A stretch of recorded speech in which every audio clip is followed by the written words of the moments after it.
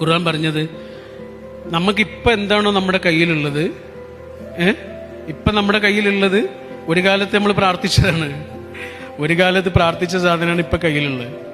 ഇപ്പം കയ്യിലുള്ളതിനോട് ഒരാൾക്ക് നന്ദി ഉണ്ടെങ്കിൽ അതുപോലുള്ളത് പടച്ചോൻ ഇനിയും കൂടുതൽ കൊടുക്കും എന്നാണ് ഖുർആൻ പറഞ്ഞത്. നമ്മൾ എപ്പോഴും കാണുന്ന സ്ഥലത്ത് എഴുതി വെക്കേണ്ട ആയത്താണത്. ലഇൻ ശക്കർത്തും ലഅസീദന്നകും.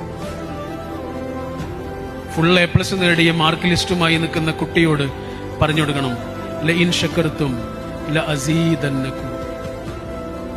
ബിസിനസ്സിൽ വമ്പൻ വിജയങ്ങളുമായി നമുക്ക് ചെലവ് തരാനിരിക്കുന്ന നമ്മുടെ സുഹൃത്തിന്റെ ചെവിയിൽ പറഞ്ഞു കൊടുക്കണം, ലഇൻ ശക്കർത്തും ലഅസീദന്നകും. എടാ, നിനക്ക് നന്ദിയുണ്ടോ? നിനക്ക് കൂടുതൽ കിട്ടും. ആ കൂടുതൽ കിട്ടുന്നതിന് പറയുന്ന പേരാണ് ബർക്കത്ത്. അത് സാധനങ്ങൾ എന്നുള്ള രീതിയിൽ മാത്രമല്ല, പല രീതിയിലുള്ളൂ.